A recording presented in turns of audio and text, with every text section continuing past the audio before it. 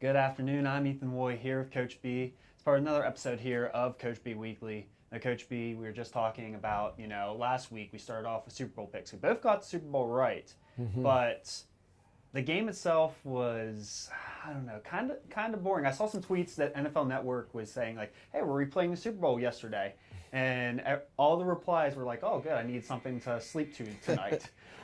So my question to you is, do you know a certain sporting event that you were really, really, really anticipating, and then it didn't live up to the hype in any way? Wow. I would say a boxing match would probably come to mind. There's been several of them, I would say. I think it comes into play a lot with boxing because, you can, the first round, if someone gets a little lazy or someone slips a big punch in, it could end the fight real quickly. Right. And, that how much fun is that? It's great for 5 seconds. Whoa, big knockout. Especially if you spend the money for a pay-per-view and then you get a 5-second knockout. That's right. I mean, it's really the part of the culture of the sport is it could end at any moment with one punch, or a disqualification or anything could happen. So, anyways, I would say that would be my biggest draw would be to go to those moments, and there's too many even count when it comes to that sport. Right. But if I had to go outside of that, when it came to a team sport, I mean, I grew up in Buffalo as a kid, and I think I have something. I'm thinking of something in my head. I don't think I was like maybe 1 or 2 then, but was it a Cowboys-Bills Super Bowl? The first one, they played the Cowboys twice. The first one, after the first quarter, it got ugly. Yeah. The Bills actually scored first in that game, like they did in many of the Super Bowls. I think 3 out of 4 they did. Yeah. But the game got out of hand pretty quickly, and that was probably disappointing. Yeah. I would say that one. The Redskins game, they got crushed early, and then they came back at the end, and they were down big, and then they came back to make it respectable, the final score. But those would probably be my biggest moments of big anticipation, and then such a letdown because. As a kid growing up, the excitement for the Super Bowl was just amazing. I mean, when you get older, some people still have that excitement, but when you're a kid, you got your sweatshirt, your flag. You Parents have a bunch of snacks out there that you're not usually allowed to eat. And you have people over the house. It's just a big festive thing. So I would say that, and that Super Bowl this year, I did not feel like I was. Upset about the fact that it wasn't more entertaining. There wasn't more great clutches and great pace. I did appreciate the defensive side of the ball. Yeah. That it wasn't like it was just they were so bad on offense. There was a lot of great defense going on. I mean, if you look at how many knockdowns cornerbacks had on well-thrown balls, I mean, just the one that Brady was trying to hit Gronkowski over the middle, and the guy just got his hand on it. How many passes the guy, Gilmore, who wound up getting an interception, how many balls he knocked down. He was sensational. I mean, they covered guys well. And the physicality of the game was strong. I thought the officiating, there was only 1 or 2 times where he said that was a bad call. Most of the time when it was a holding, even in a big spot. That was a talk about the entire postseason. That there was a bad call here, there's a bad call here. They really made up. I mean, you look at the New Orleans game in that we were at practice at the time. Afterwards, you're telling me, Coach, you missed an unbelievable ending. This team got totally cheated out of this game. But how bad it was there. I felt the officiating was pretty good. I mean, for a Super Bowl, I mean, there was very few times where he said they blew that call. And a lot of times, even when you're holding, it's come. You watch it, you're like, that was obvious holding. They have to call it, hands to the face. They caught him. I don't know. I just thought there was a lot of elements to the game that was well done. But I mean, we like to see those catches. We want to see that big play, that drama. It just felt like that's what I was going to get out there. There was no drama. There was no drama. There was really no tension. Even when it was 3-3 going into the fourth quarter, it just I don't know, you were hoping for someone to make a play, and the Patriots did make the play, but it was just, like you said, there was no real drama there. The biggest drama we had watching it at the house, and this is something I got verified witnesses that were with me. I did make one great prediction in that game. When the Rams had the ball, and I think they were down 7, and they were trying to tie it up. they threw the ball to the end That pass at the end where he dropped it. Yeah, there was like a collision. Like the one guy kind of was tangling a little bit, not enough to like call interference and the culture of interference, but like you could see they were kind of rubbing each other. You called interception afterward, didn't you? The next play, after that happened, I just had this feeling. I not only said interception, I said interception Gilmore. Yeah. And the next play happened. You should have saw my wife's face, and then they looking at me like, "What is going on right now?" That was an unblazing call because I didn't make one call the whole game. Right. I did not open my mouth. You were not on your Tony Romo. No, I was not on my Tony Romo. I was not making predictions. I'm a basketball coach, not a football coach, so I'm not seeing a lot of the little things they're doing out there. But I just had this strong feeling that when they threw deep that time, and he almost had them. Right. And that they were going to try it again. They were going to say, hey, this is how we got to get there. We can't dink and dunk with the Patriots. Right. They're covering us too well and short. They're getting pressure on us. Let's just get something out there and look for man-to-man coverage and go. Right. It's exactly what they did. And, the pass was just lobbed up there for Gilmore, but he had a great game. So I did appreciate the defensive side of the ball a little bit, but you're right. The drama.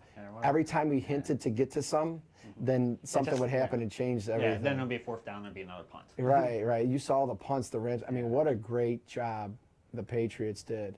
I mean, that's another thing I could say from the coaching standpoint of it. Yeah. Just think about the Rams offense was awesome all year, and then they just completely shut them down. When they listed all those punts on there, 5 plays, 3 plays, 4, it was amazing that they had that great of a performance with a team that people always question their defense. I guess the old saying, you give Bill Belichick 2 weeks to prepare. I know. There you go. So. Especially with a young head coach is Sean McVay. Yeah. With me, I'll insert or have my input there as well with in regards to a disappointing game. That Broncos-Seahawks Super Bowl a few years ago. Yeah. The first one in New York, you had the number 1 offense with Peyton Manning throwing, I think he threw like 56 touchdowns, broke the record that year. Peyton Manning, top offense, Seahawks, top defense, and it was 43-8. I remember that. It just, top offense, top defense, that's what you live for. That's what story writers write down when you want to fit a script for something, amazing, and just didn't really. I know what you're saying. Yeah. I really do, because I'm picturing what you and I had the same feeling. You think, hey, Manning's going to catch them sleeping once. They're going to get Manning on a mistake once. Yeah. When you have that they had battle. the safety on the first play after the kickoff, and then just that kind of set the tone for well, this is going to be not what we were thinking. Yeah. So. Yeah, you're right. Yeah, it's you build up for a game like that, and you want all the elements to a great story. Yeah. The adversity, the drama, the great plays, the final, the drive. And I think, too, we had this idea, and I said the same thing. When it's the Patriots, there seemed to always be drama. Right. Every Super Bowl they were in was drama. We talked about that. Yeah. And this was their biggest blowout. And it was a 13-3 game. It's a 10-point amazing. Game. It's amazing. You can't script it. You're right about that. You can't script it.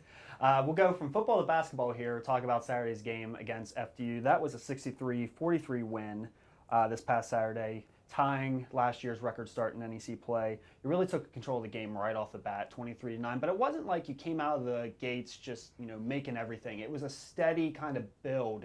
Getting your stops on defense, getting good looks on offense. What one area in particular impressed you the most during that first quarter run?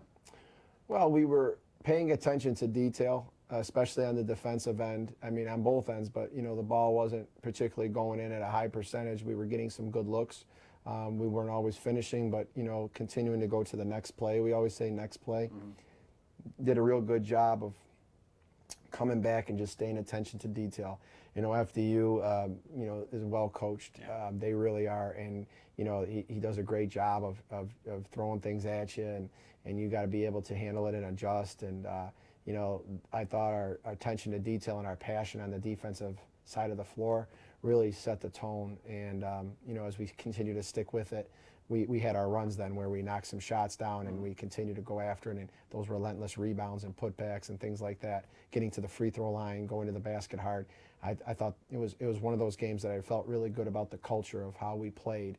Win or lose, we definitely got better with the way that we played that game and without shooting the ball particularly at a great percentage, we were able to go out there and to make those runs and control the tone of the game. Well, someone who did shoot the ball pretty well in that game was Nina Augustin. She was 2 for 2 for 3. She now ranks third in the NEC in three-point percentage at 42.3%. One of her threes, I remember exactly, it was a few steps outside the three-point line, and it went straight up in the air, and I swear it did not touch anything. I don't even know if it touched the net, it just went straight down. It seems like a lot of her threes are like that. But with Megan Callahan on the shelf and Hanuka Ikematsu not really shooting at the same rate that she was last season, what does Augustin's efficiency do to your offensive attack? Well, you got to step up. You know, she has the ability to become a better shooter, and, you know, we work on it every day. You know, we put a lot of balance into our practice schedule, and obviously taking the extra shots as well and the teaching moments. You know, it's not so much what we know about how to shoot the ball well. It's about teaching it and then player-driven mentality to go out there and work on it the right way. So I think that she's been putting a lot of work in to make sure that she, you know, masters the trade of shooting the ball. You know, you can never shoot enough times. Even, you know, the greatest shooters of all time. You know, they get in the gym and they just shoot, and, you know, it's not something that you could take a lot of time off of. So just sticking with it, the relentless attitude to become a better shooter. You know, seeing how her shots are coming, like how she's getting open and shooting them that way.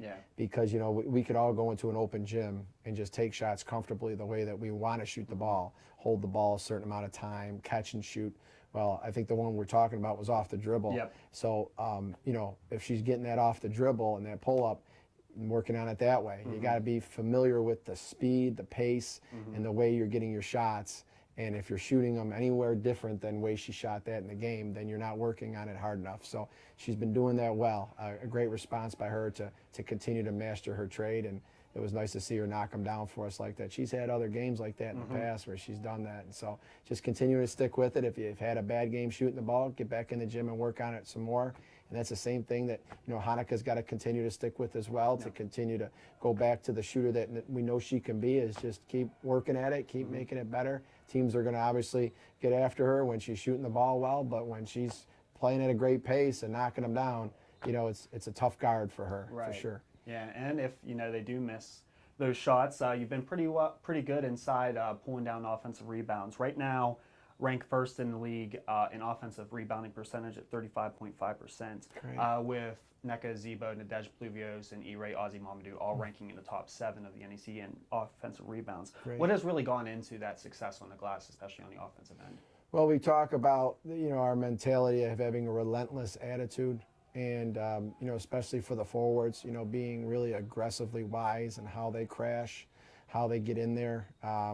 You know, you can't be a great rebounder by, you know, by going out there and being very passive on how you crash and where your eyes are looking. You know, you got to have your eyes really locked into the ball, and you got to be able to move your feet and your hands with coordination and reaction. So just training those skills and drills that we do. And even when we go 5-on-5 and things like that, you know, we're constantly focusing on not stopping until after the rebound's been gotten.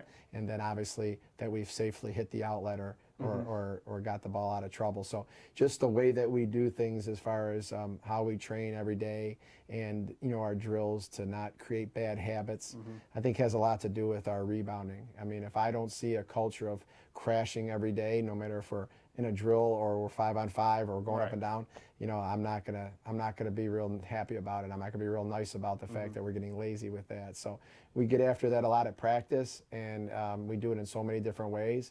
And you just have to continue to be consistent to the type of team you want to be, and stay in faith when things aren't going well, just sticking with it. I think that's a testament to that, because we weren't always doing it as well as we are now. And now we can't lose that, you know, that humble attitude to get in the gym and keep doing it. Right.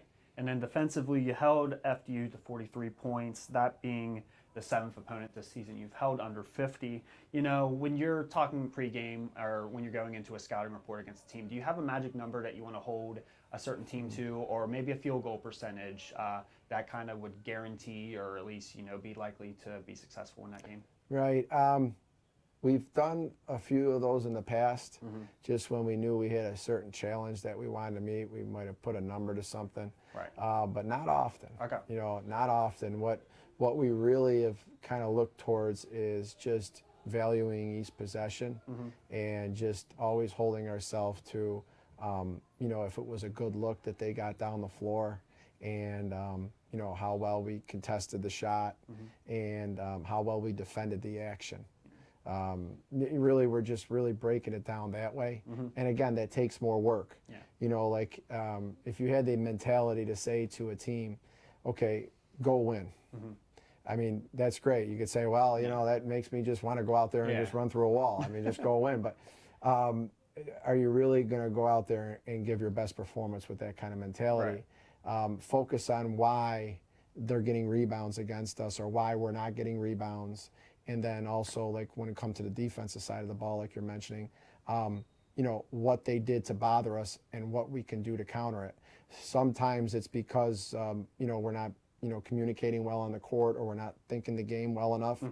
Or sometimes it's something the coaching staff has to sit down and look at and say, you know, do we need to tweak something we're doing here to defend this? You know, as far as what we do as coaches in this profession, we're constantly looking for ways to spark something good, whether that's in practice or that's in a game. A lot of times teams will throw like a nifty action at you, and you know, defensively you get caught in a quick situation to think, and you got to think well, and sometimes you'll make the right call and sometimes you'll maybe make the wrong call, and that's the defense I'm talking about, the player-driven communication on the court. But if everybody knows how to react to when the call's made, you might be able to still stop it. And when we get into those timeouts, you know, we'll be going over with them about, you know, switching something we're doing or whatever. And so that's really just the culture of our focus and our passion, is to maybe not particularly say a certain number, but just to make sure we're dialed into every single possession. I mean, every single possession, that's what we challenge ourselves for. Never to have a possession where we go out there and just, you know, you have to have joy in that. And some people would say, man, that stinks. I just want to go out there and play. I want to be free. You are free if you enjoy thinking and communicating and earning a great stop instead of hoping to get lucky or you know, just to hope that things work out. I mean, at least in our culture, that's a great joy, is to have five on the court together, and who's ever on the bench, you know, encouraging and helping out when they can, and ready to come in the game. Those five on the court are working together, and when they work together well, they communicate well, they give everything, all five, and you get those stops. There is a ton of joy in that, and it takes effort and work, but boy, anybody's had that lesson probably in life of earning something great, and no matter if it's like the most inexpensive thing in the world or like really great and worth a lot of money, it still means a lot to you because you earned it. So that's really our defensive mentality, is that earned philosophy. Yeah, and some of those stops that come from steals, Nneka Azebo is on the cusp of another milestone. She needs 4 more steals to reach 100, becoming the 17th player in program history there. It's really awfully impressive for a center to meet that mark. What does she do in that area to, you know, achieve these kind of numbers? Well, she's got very quick hands, and she's got a very strong physical frame. So when you put those two things together and you get hands on balls, and you know, you start learning how to trace the ball well, and you know, how to react and to stay engaged. When you have those, you know, those God-given abilities, you know, that hand in hand, I mean, it results in numbers like that. And you know, she has that ability, and she's learning the game every day.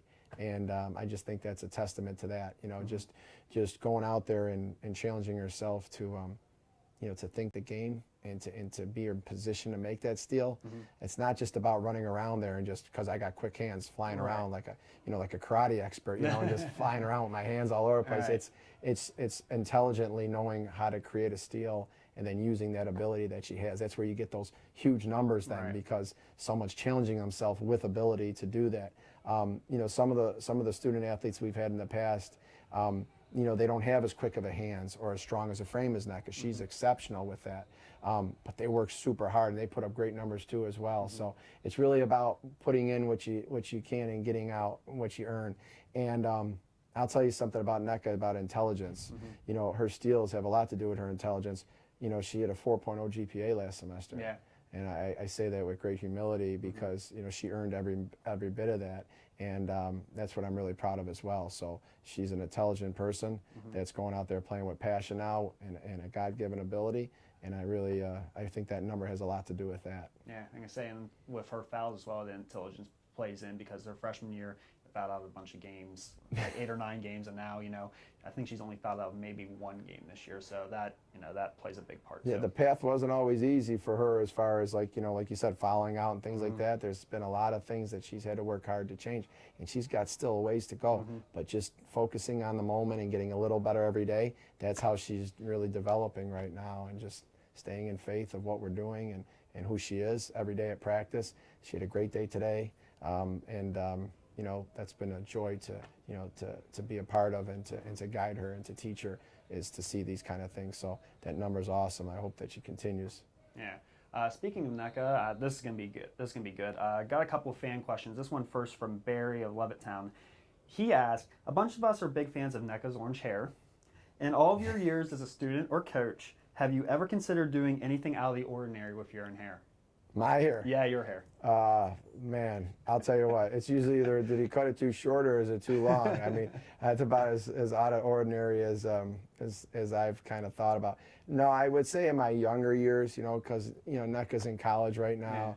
Yeah. You kind of see somebody else that kind of has like a unique hairdo or something, and you say to yourself, boy, I'd like to have that haircut or that hairdo, or maybe I should go and see if I can get that done as well. So I never was one to be crazy like that with my hair, like as far as crazy meaning, do something off the wall or something. But I would have to say there was moments where I thought about it, when you're young especially, you're influenced by other people and kind of thinking like, oh, that'd be cool to have that hairstyle and stuff. But yeah, I've never really had a idea of going off the wall. There's been times that I got sick of my hair because I say, well, I just wish I didn't have hair right now. I could just take a shower, jump out, and have to do anything to my hair. I'm just gonna shave my head.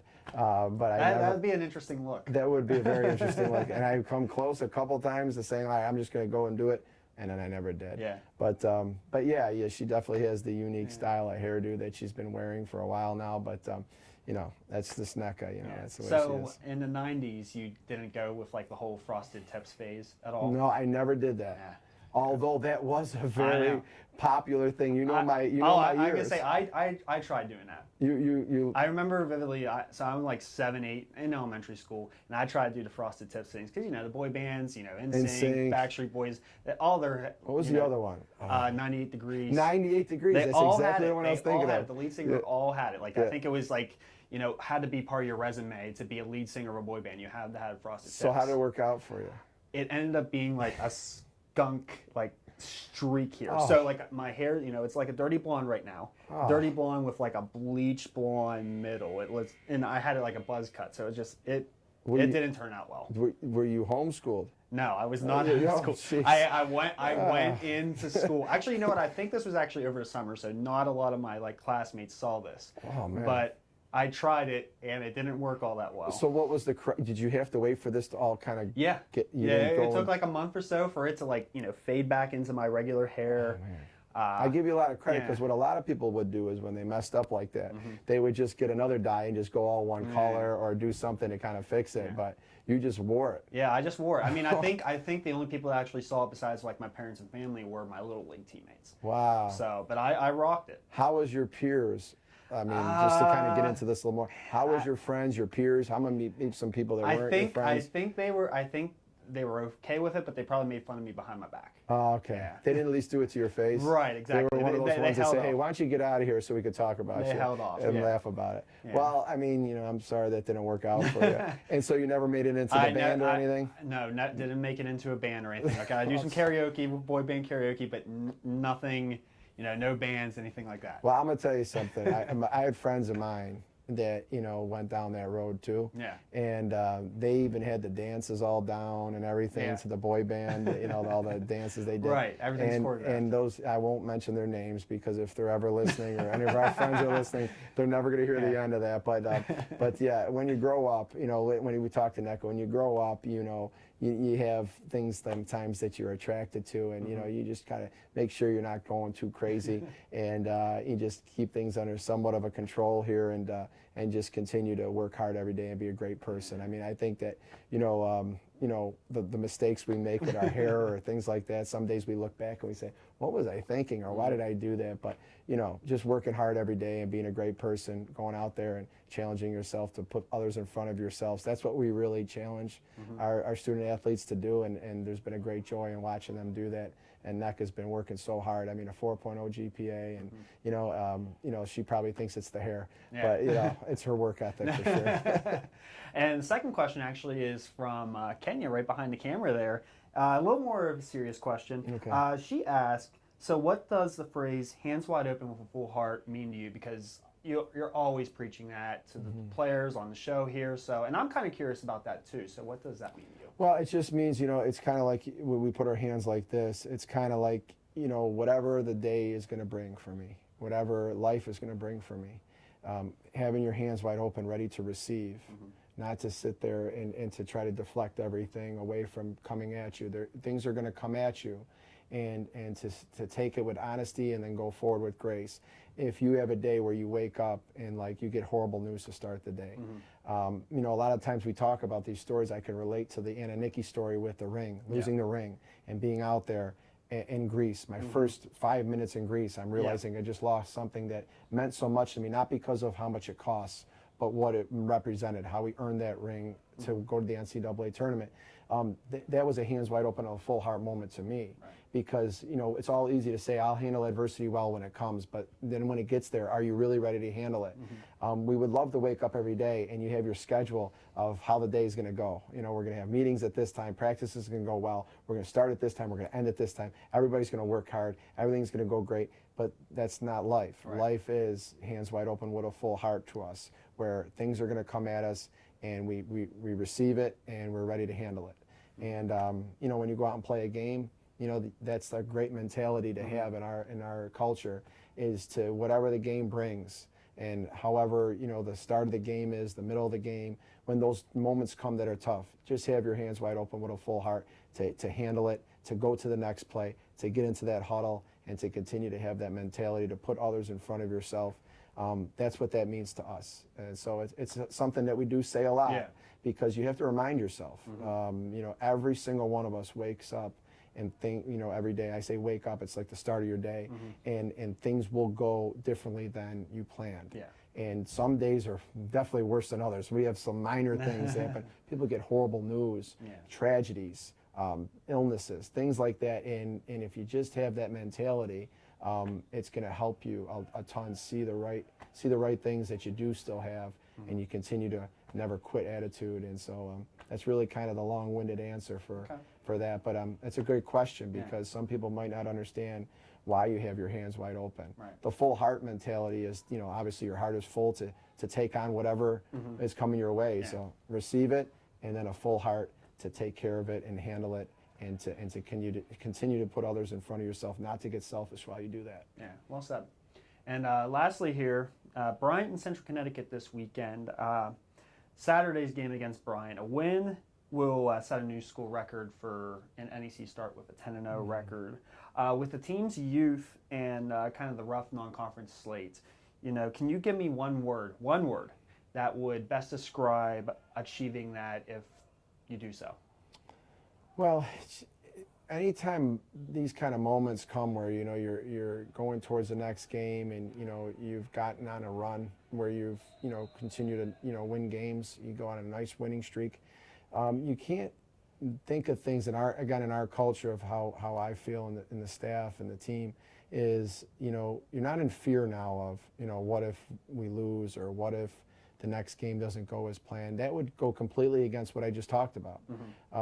You just look at the next game as the same as you did the other ones. And if you're continuing to value your opportunities every day to come to practice and to play in the next game, and you treat every game as what it is to us, is another opportunity to go out and be great and to give it your best, then these kind of moments don't feel any different. There's no anticipation for this game. There's no mark the calendar. There's no how great it will be if we're able to accomplish this. Our culture is to just concern ourselves with what this game presents, the opponent, the scout, how we need to get better as a team. We're really focused on what we need to do, and that's really what we'll be doing every day, all day, 24/7. We'll never think about any type of monumental thing that could come up. And I mean, it's great for fans. It's great for, you know, you guys, the media, because it's great to, you know, to have that ability to watch along and see all these neat stats and things that we've done. But the way we've done it is not thinking about it. Right. You know, just not thinking any anticipation is just distracting us from our next challenge. And the challenge is not going to be, you know, thinking about it the most. It's going to be about focusing and preparing the best. Okay. That's the best I could say, kind of comparing the two. So when these kind of things come up, it's great to be recognized. It's great to see, you know, where the program has grown towards, not just with winning, but just the consistency and in all aspects of being a student athlete. But yeah, we're just, you know, going to go out there and just continue to do what we've been doing and just keep working hard all week to really want to go out there and play the actual game and to go out there and accept the challenges that this matchup brings and the challenges that we face every day within ourselves to be better. And that's really how I could say. I know it's not usually the juiciest answer for. I can say I didn't get one word. Yeah, it's not the juiciest answer for you know, what a lot of fans or the media might want to talk about, and you know, they like the drama and all that. Yeah. But you know, we pride ourselves to live our lives every day to be steady and to live through humility. And so you know, we don't let the moment overcome us to think about things that are going to distract us from what our job is to do, is to go out there and be a great team and to give our best effort and accept the challenge. So that's really what our focus will be. Okay, fair enough. Thank you for joining me again, and good luck this weekend. I appreciate it, Ethan. Thank you. Saturday's game against Bryant is a 7 p.m. tip, not 1. 7 p.m. tip on ESPN3. Monday's game against Central Connecticut is 7 p.m. as well. That one can be seen on NEC Front Row.